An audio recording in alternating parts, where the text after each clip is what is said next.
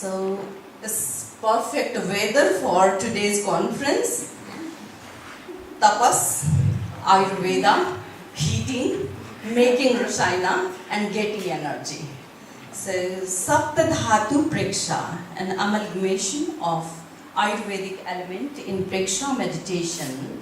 So this paper is an attempt to trace amalgamation of Ayurvedic element in Prekṣā meditation. Prekṣā meditation is a modern form of Jain meditation developed in last quarter of 20th century by Ācārya Mahāprajña.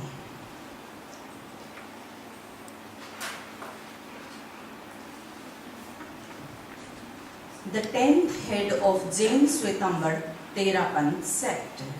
It demonstrates that Mahaprajña's construction of Prekṣā-dhyāna system integrates Ayurvedic concepts together with other sources. I argue that the practice of sapta-dhātu-prekṣā, perception of 7 constituents of the body, is an adaptive reuse of Ayurvedic elements that incorporate Ayurvedic concepts of 7 constituents of the body in a specific meditative modality. So just a brief overview of Prekṣā.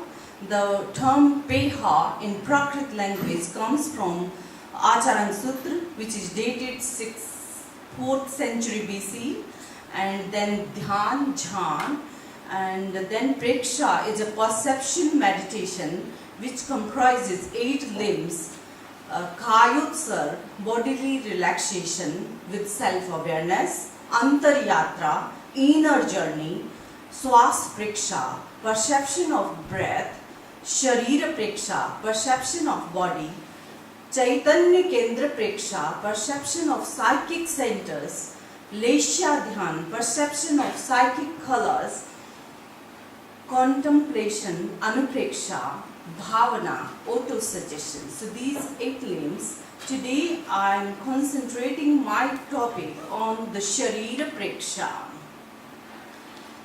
The body, normally body is seen as a bondage, but there is body which is an instrument to liberation.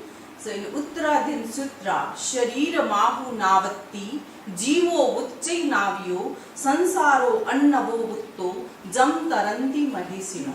The body is said to be a boat, the soul is pronounced a sailor, and the world is said to an ocean which is crossed by the sages. So keeping in mind the body is an instrument, so Ācārya Mahāprajña quoting from Kumar Sambhav, Shariram Adyam Khalu Dharma Sadhanam. The body is indeed the first means to dharma. And in his discourses and talks and personal communication, Mahāprajña used this phrase in a different reformation of the verse, Sharir Adyam Khalu Sarva Sadhanam. The body is indeed the first means to everything.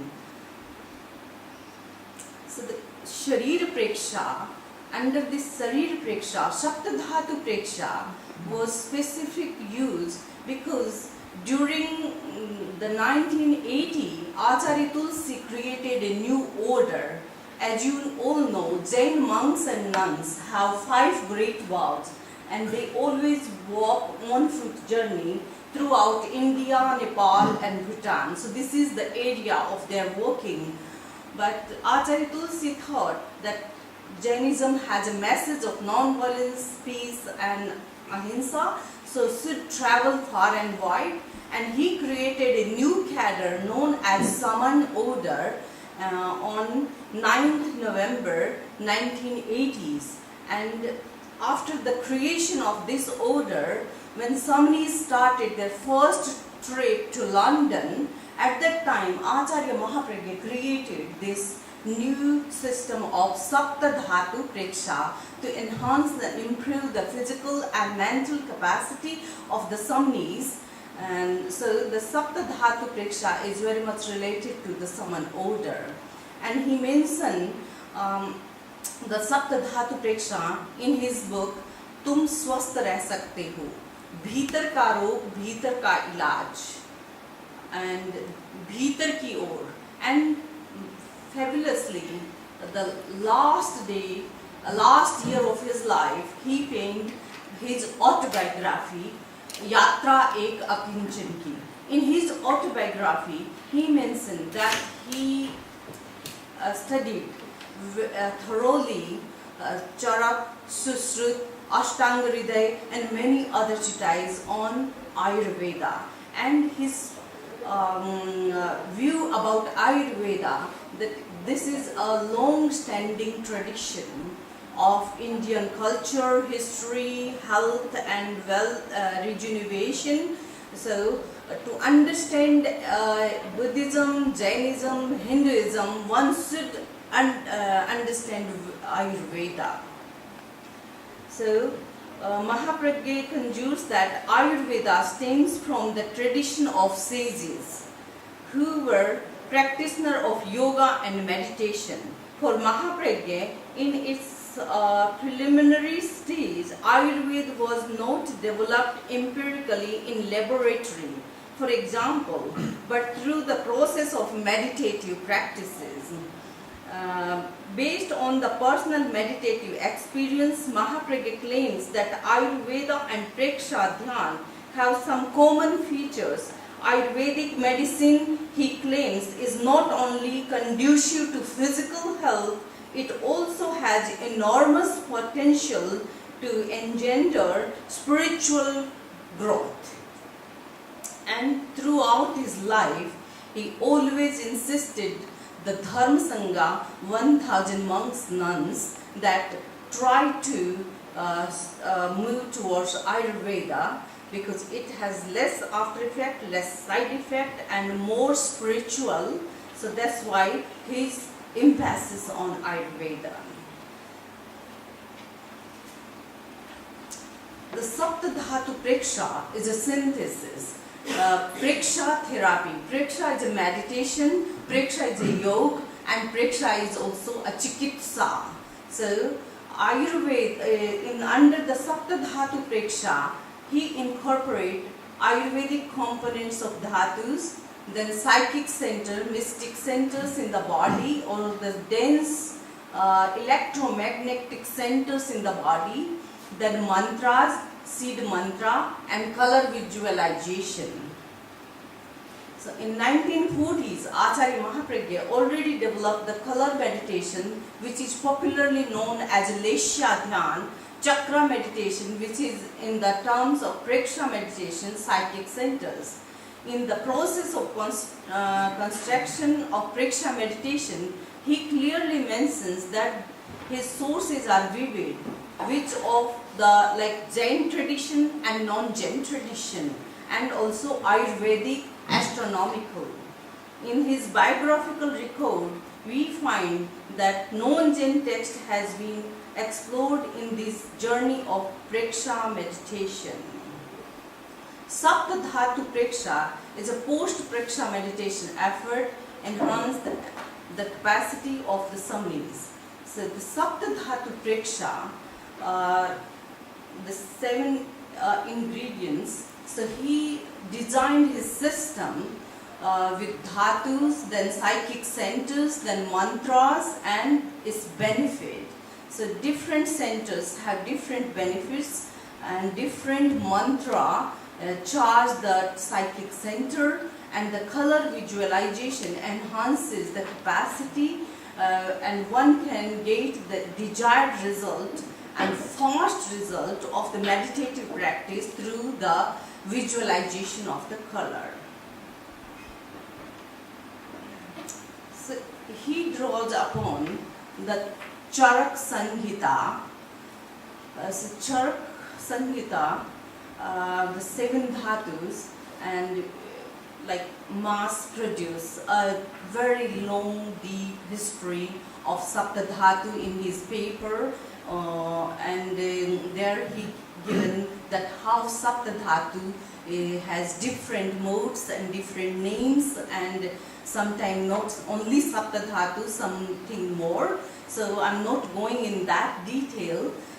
In the Charak Sangita, the child, blood, and blood, flesh, fat, bone, bone marrow, and semen. These are typical sapta-dhatus, but the Charak Sangita goes beyond about the reproduction, the fetus, which is created by happiness. So here the emotion is also incorporated in the Ayurveda. And though the Jain texts, Jain canonical texts, have some dhatus in a scattered way, not full-fledged 7 dhatus in the early Jain text, but the later Jain text has. And one Ācārya, Ugraditya, is dated as 6th to 9th century BCE.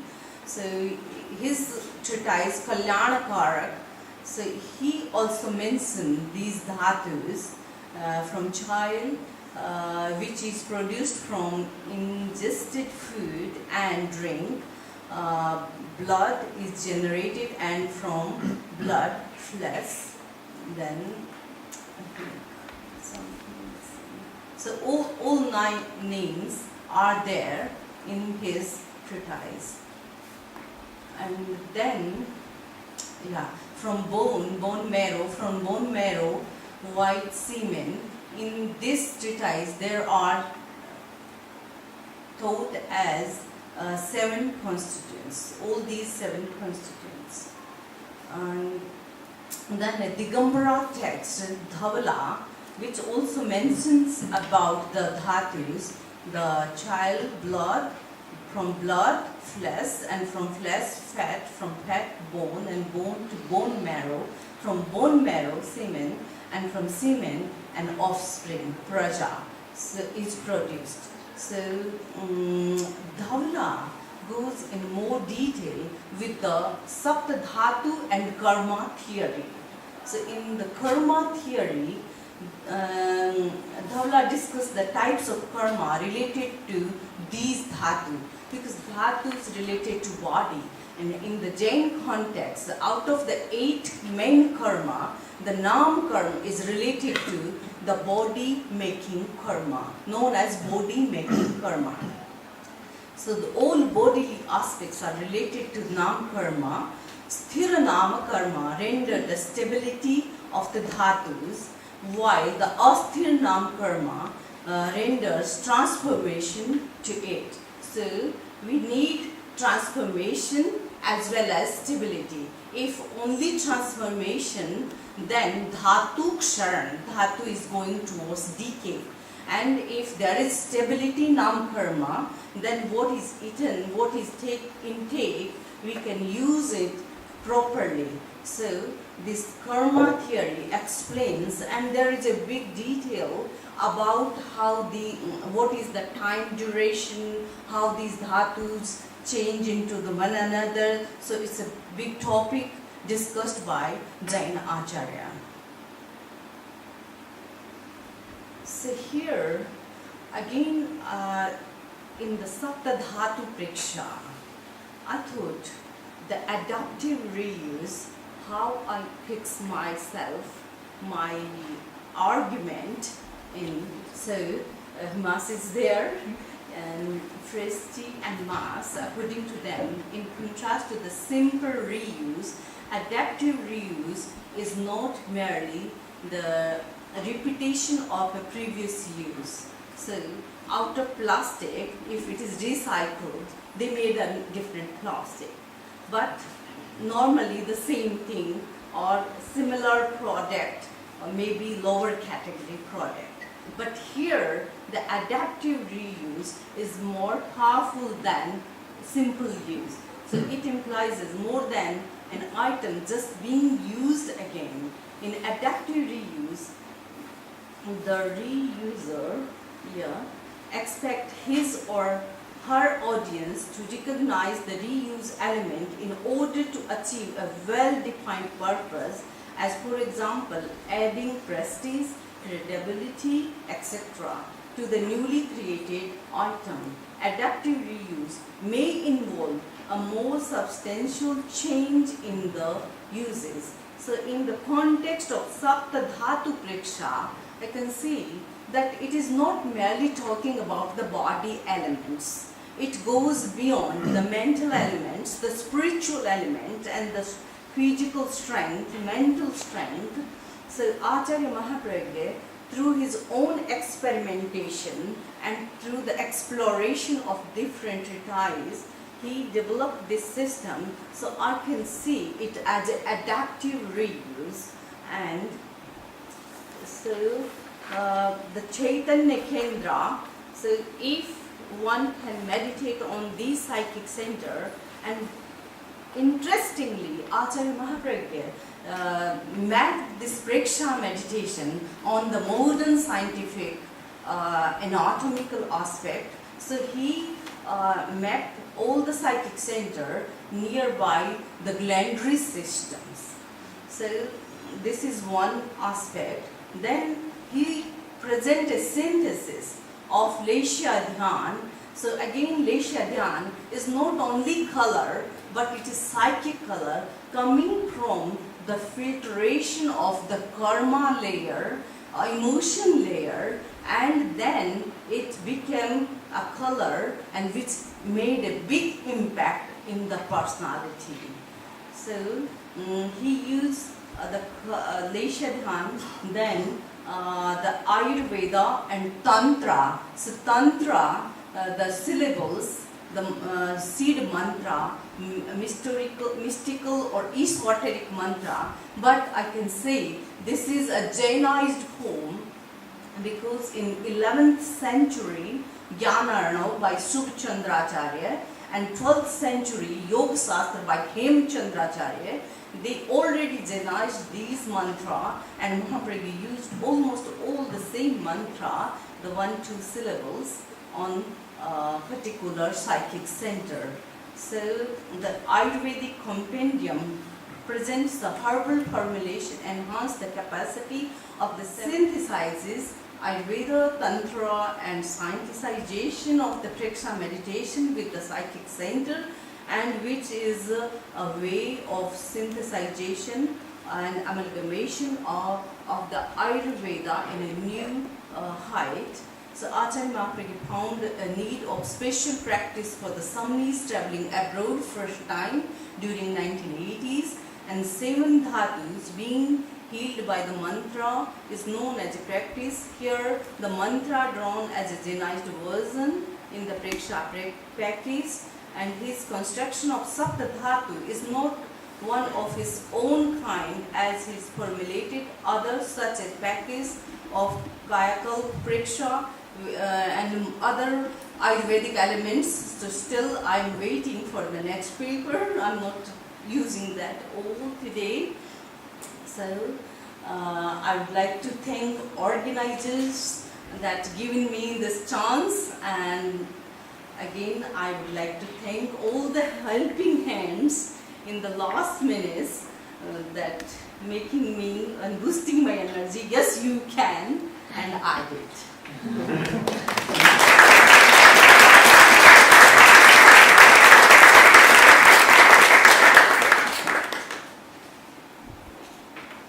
Yeah, thank you very much for this enlightening contribution. No? Okay, thank you very much. I'm sure there are some more questions.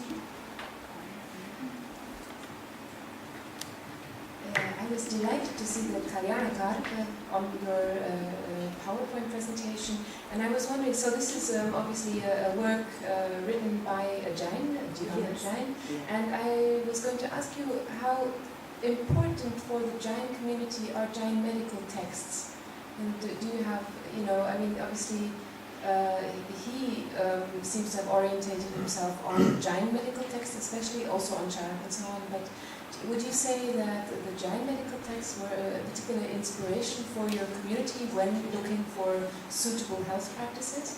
Yes. So, like within the congregation, most of the monks and nuns, they follow the practice of Ayurveda and promote Ayurveda. And luckily, our headquarters, Jaina Śvetāmbara Terāpanth, has Kalyanam, the Ayurvedic manufacturing, manufacturing factory, as well as Ostale, and serving a big rural area of many more villages and cities.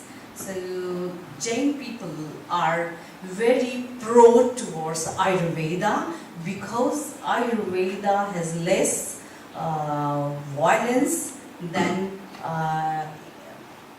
other medical treatment, because any pill comes in the market, then there is so much research development and so much testing on the animals and others. But here, Ayurveda, and specifically the Jain Ayurveda, it has its own specialty, no animal product, and no madhu means no honey. So that is a specific non-violent aspect of Jain Ayurveda.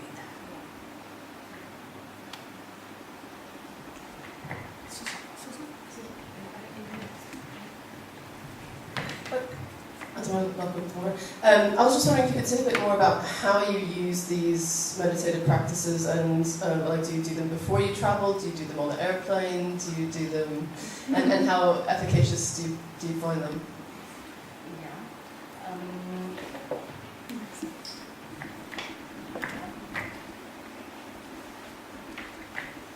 Prekṣā meditation is a part of it's our daily life, so we used to do. But in a specific time, when we feel some weakness, unfortunately last year, I got my blood count so low, and it was 3. It was life-threatening. So I was under the testing of Macmillan Cancer Center, and after 6, 7, 8 months of testing, this testing, that testing, they said nothing is there.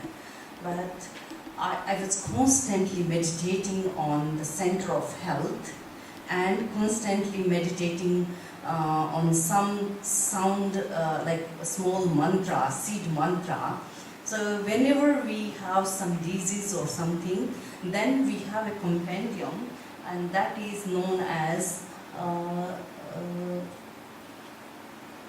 Tum Swasth Reh Sakte Ho, Tum Swasth Reh Sakte Ho. So there are more than 20 physical disease, 20 mental disease, Mano Chikitsa, Sharir Chikitsa, then Bhitar Ka Rog, Bhitar Ka Ilaj. So there is a full package of each and every disease, and luckily we got chance to be with Ācārya Mahāprajña more than 30 years. So during that time, whenever we face any problem, we used to go and ask, okay, I got this problem. And once in my life, just sharing my experience, do I have time? It was life-threatening after my initiation, and all my, due to high fever, typhoid, and once, twice and thrice. So nearly 3 months I was bedridden. So I was on every day sleeping injection and digestive pills, pills for digestion, and pills for I think more than 20 pills and capsules a day. And I was so much worrying that even my mother came, I asked, oh lady, where are you from? And she started crying because my memory wiped out. I forgot all the morning and evening practices, prayers. Then one day, I cried a lot in front of Ācārya Mahāprajña. Then he said, don't worry about it. You start meditation. At present you are bedridden, so focus on meditation. And I focused, like he given me practice to do twice, but I have nothing to do. I did more than 6 times, 5 times, 6 times every day with full concentration. And my doctor suggested that you have to be on these fields at least 2 years because it is a big mental imbalance due to high fever and so many other complications. So, after a month, I fully recovered and I was totally out of this medication. So, time to time we get guidelines from the Guru, and we have some other source persons. Now Guru is no more after 2010, but we have some source persons, so they guide us that which meditation is helpful for this situation, and his treatise is available.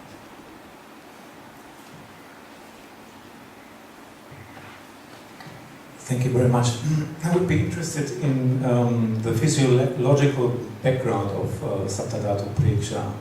How is it possible that it works? What is the processes that are set into motion by meditating on the dhatus? How are they cured by meditation? Yeah, in my chart, I had the answer.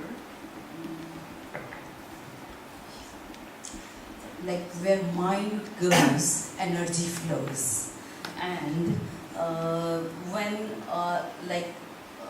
if we concentrate on the digestive system, it means our full concentration is there, and our mental concentration helps to the physical body, and through the mental capacity we can communicate our masses through auto-suggestions. And through these auto-suggestions and self-awareness, we can make a big change in physical body. Because I have seen Ācārya Mahāprajña at the age of 90 working nearly 16 hours. And a peaceful, this photo is his last year's photo, but he was always, we have seen him peaceful and working. Till last breath, he took his last breath in sitting position. He delivered the lecture, came inside, then he said, I have some burning sensation here. Then the monk said, can I bring the sandalwood essence and sugar candy water? Then he said, yes.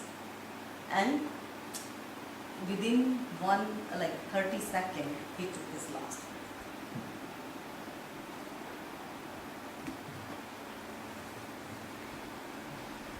Thank you very much. I'm sorry we are running out of time. So thank you very much for your contribution.